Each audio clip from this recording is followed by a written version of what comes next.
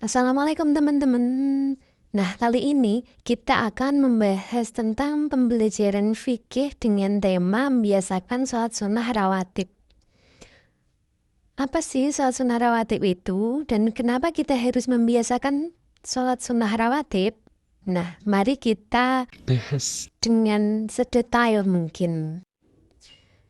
Sebagai umat muslim, kita diwajibkan untuk mendirikan sholat. Karena sholat itu tiang agama. Sholat itu merupakan penopang yang akan menentukan berdiri atau tidaknya agama dalam diri masing-masing umat Islam. Nah, kita sebagai umat Islam itu wajib mendirikan sholat. Karena kenapa?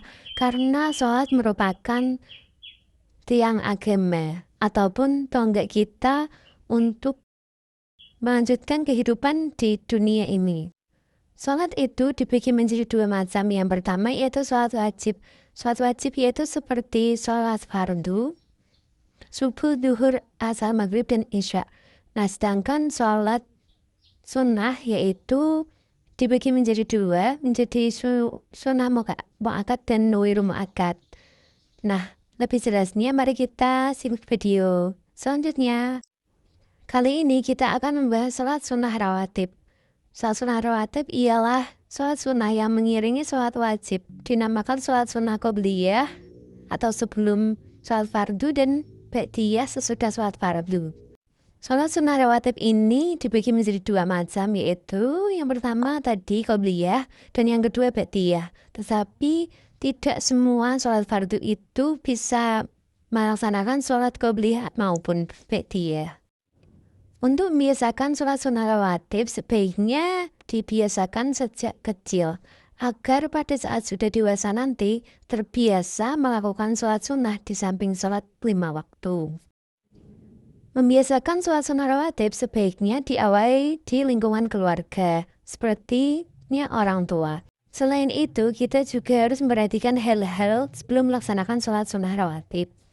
Nah, apa saja hal-hal yang harus diperhatikan sebelum melaksanakan sholat rawatib? Mari kita simak. Hal-hal yang harus diperhatikan yaitu sholat sunnah rawatib dilakukan secara munfarid ataupun sendirian. Sholat sunnah rawatib boleh dikerjakan di rumah, di mushola, ataupun di masjid. Nah, sholat sunnah ini tidak hanya dilakukan di rumah, tapi juga bisa di mushola ataupun di masjid. Sholat sunnah rawatib tidak didahului dengan azan dan iqomah, tidak seperti sholat fardu. Selanjutnya, bacaan tidak dinyaringkan dan dilakukan setiap 2 rakaat 1 salam. Bacaannya tidak harus keras dan setiap sholat terdapat 2 rakaat. Nabi Muhammad SAW sering berpindah tempat dari tempat sholat fardu sebelum melakukan sholat sunnah rawatib. Sholat sunnah ini tidak harus di tempat seperti sholat sunnah fardu.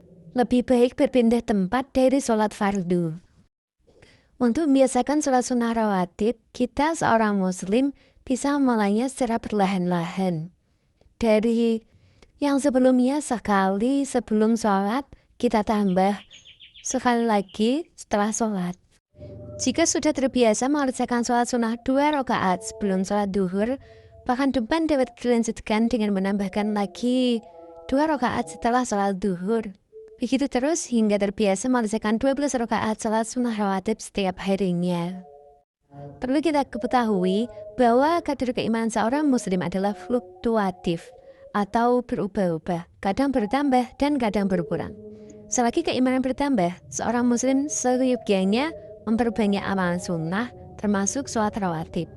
Sebaliknya, ketika kadar keimanan berkurang, jangan sampai melupakan ibadah wajib, serta sholat rawatib cukup dikerjakan sebisa mungkin dan diiringi dengan doa agar kembali diistiqomahkan beribadah di jalan Allah SWT. Mari kita membiasakan sholat sunnah rawatib agar bertambah kadar keimanan kita. Terima kasih, sekian dari saya. Semoga bisa bermanfaat untuk kita semua. Wassalamualaikum warahmatullahi wabarakatuh.